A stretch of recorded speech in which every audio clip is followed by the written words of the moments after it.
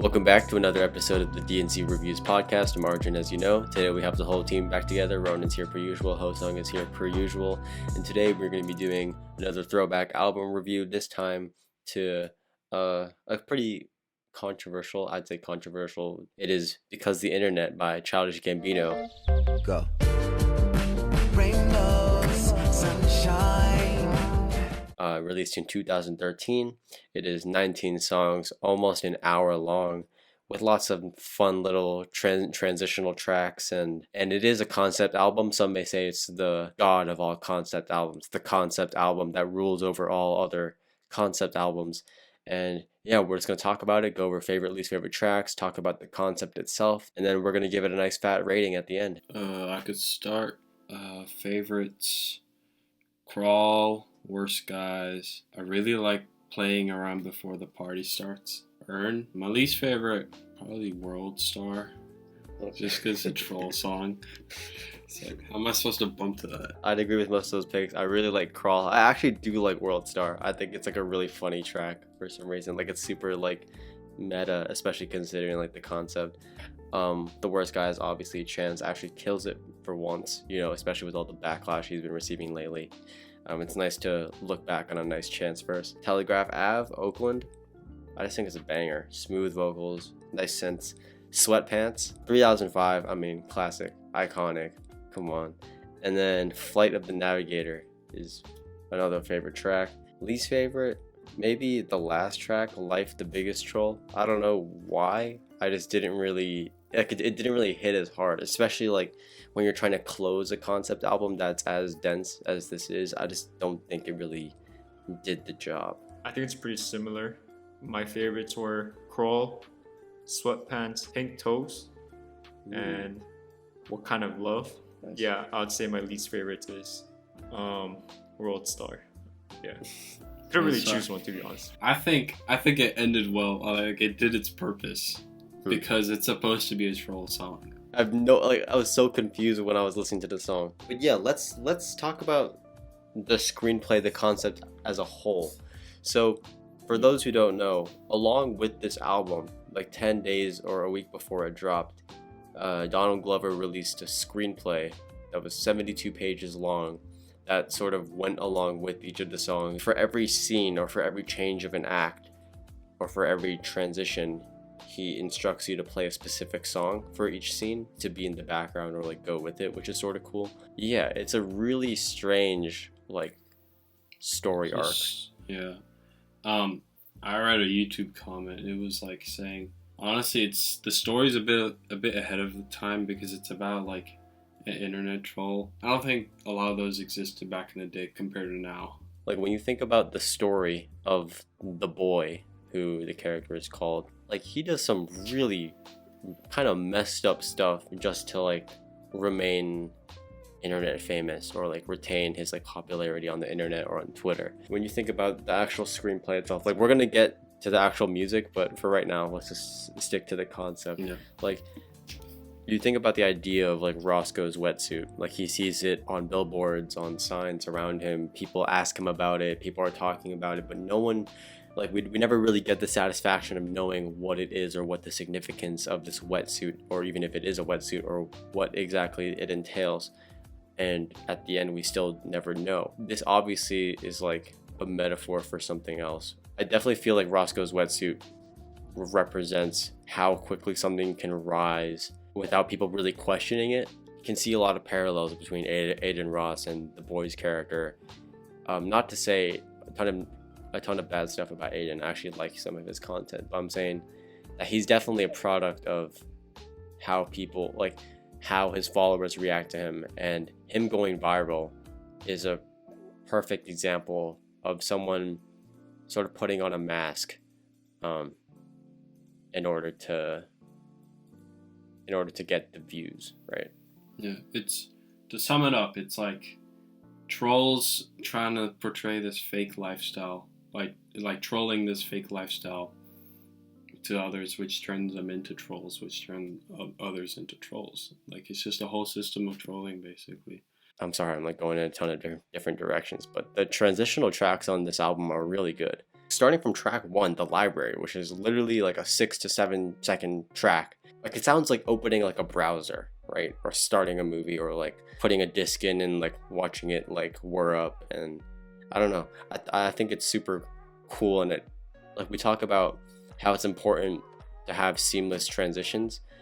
And these transitions are not only seamless, like we're not talking about Pierre Bourne continuing a beat and dropping it into the next song. We're talking about Gambino thinking about this not just through the audio, but what we're visualizing as we go through the album. Like playing around before the party starts, it sounds exactly like people playing around before a party, and then you drop it into the party. Going back to the actual music, I really like Crawl. Heavy hitting kicks, really nice lyrics. I find that Childish Gambino is sort of a master of one-liners, right? Really corny punchlines, but like they'll get a light chuckle out of people like Ronan, you know? Like he doesn't impress easily, but he'll laugh, right? And then Worst Guys with Chance the Rapper, that chorus is so catchy. Like all she needed was some, like, just say that over and over again, and the beat slaps too. Like the production on this album compared to what was his previous work, like Camp, so much better. And then Sweatpants, obviously really nice beat. He has that classic automatopoeia line, very corny, almost cringe, but it works because we have to keep in mind that this is a 2013 album about the internet and internet culture and the digital world. So if you're not cringing, then maybe you, the audience member, is doing something wrong. 3005, really catchy, awesome. Flight of the Navigator, love it. Earn, great. Pink Toes, Janae Aiko does amazing. Musically, I was actually really surprised by how good this actually sounded, but there were definitely some moments where I was bored. I didn't really like Zealots of Stockholm. Yeah, it was a little too crazy. A little. Yeah. You know, like for those who haven't listened to this album, it is a little time consuming. I think you should sit back and get some popcorn. Yeah, like it's a journey. I don't know. We sound really like prestigious and annoying, but this is definitely an album that takes some time to digest. I like how he puts most of the bangers in the beginning, but towards the end, especially in tracks like Death by Numbers, like it gets really, really deep. Like you're really reaching there, into the trenches of what the internet actually is. But yeah, I mean, if we have nothing more to really cover, I'm down to give this thing a rating and we can be on our way. So who would like to start? I definitely think that this album is a classic because of its influence and just how crazy he stretched the term concept album. Because before we had like Good Kid, Mad City, that could be considered a concept album, right? 2012, right? 2012, yeah. Like, and Gambino, sorry, I'm all over the place, but Kendrick Lamar is talking about his home life back in Compton, talking about his friends, peer pressure, right? Everything, right? But this guy Gambino, like leading up to this album release, he was wearing the same outfit in all of his interviews with that weird furry hat. He was doing freestyles with Sway. He was promoting. He had a short film come out and then the actual film come out that was correlated with the album. He dropped the screenplay. He did all this promotion for it, and I don't know. I just think that he really set a new precedent or set a new standard for what a concept album could be, and that's great. That's awesome. So happy that he did it. So happy that he did it about this topic because, I mean, as you can see, we just talked about so much. We covered so much, and we're not the smartest people in the room. You know, we're not the sharpest tools in the shed, but the fact that, I don't know, I definitely think that this was a good album to do, especially considering who we are and who we've been around and who we've been influenced by. But with that being said, I definitely do feel like this album has a lot of weak points. Sometimes it can feel a little like discombobulated. It can feel a little unorganized, all over the place, and that makes sense considering the concept. But we always go back to that age-old question of would I put some songs in my playlist, and the answer is yes, but the answer is also no. And with all that being said, I mean, I definitely think that the production is a big step up from Camp. And I definitely feel like this album is necessary. Like we call Wolf necessary to get Flower Boy. So I definitely think that this album is a nice bridge between where he's gonna go with his music, with Awaken My Love, and then the album with the white cover, right? But yeah, with all that being said, it's not bad. Would I recommend that you listen to it? Absolutely, because it's a great experience. It's cinematic, but when it comes down to just the audio, I definitely feel like when I plug in a hole, something else pops out, or I hear something and then I don't like something else, and then I re-listen and then I like something else, but then I don't like something, and I don't know. There's just a lot of clashing elements, and sometimes it sounds great, and sometimes it sounds, I'm not gonna lie, it sounds pretty bad. So with all that being said, I'm gonna give this album a solid 6.5 out of 10. Alright, so as you guys can tell, I couldn't spend too much time on this album. I think Arjun said it before, like you need at least 2 hours or so to like fully digest the album. Yeah, I didn't really know we were reviewing this album, so like I only had like a solid hour just to like rush through the songs. But my first initial reaction, like I really like the productions and all of them. The lyrics, maybe not too much, but it's just Childish Gambino. It is what it is. So yeah, don't rely on my ratings too much. I'll listen to it more after this review. I'll give it a 6 out of 10. Honestly, I'm just so overwhelmed by the weirdness of the story, and just how weird it is and how mysterious the album is. It's just so interesting to me how like there's just so many mysteries left to the album. And so I'm gonna sound like honestly, I'm not a big, I haven't really heard a lot of Childish Gambino stuff, but I'm gonna sound like a bandwagon here, but I'm giving it a 10 out of 10. No way.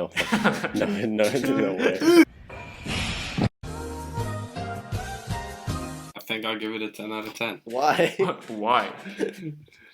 It's cool. This album's so cool.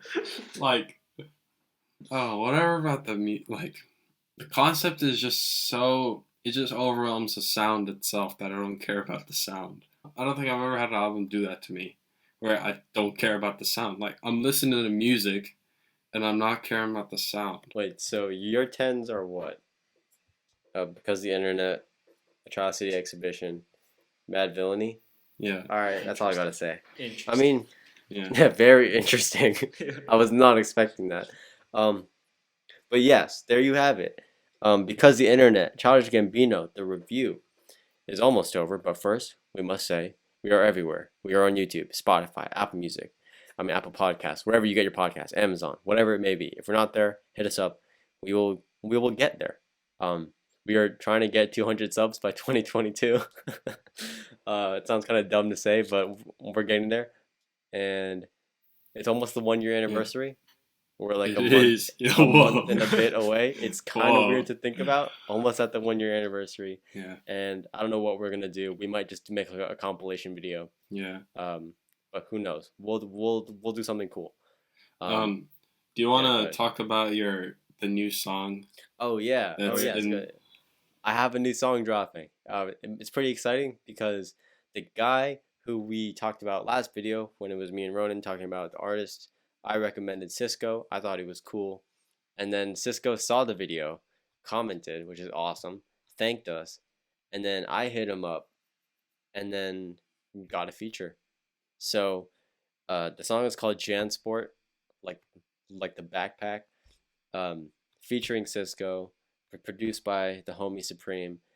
And yeah, it's dropping next Friday. So that'll be May 14th. Hey, yo, shawty got my back like a transport. I be switching lanes, I don't even need a passport. Another banging lyric video from Hosong approaching, and yeah, it's gonna be a good time. Hopefully we can break that streaming record that Princess set, which is now sitting at like 40 something K. Still in disbelief, but yeah, it's gonna be a great time.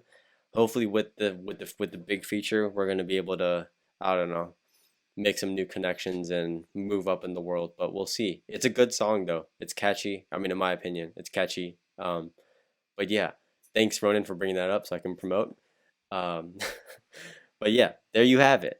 Childish Gambino, hip hop rap 2013, because the internet. I don't even know what I want to call this. Abstract rap, abstract hip hop, the concept, the grandfather of all concept albums. Yes, the review is now over. Thank you so much and goodbye.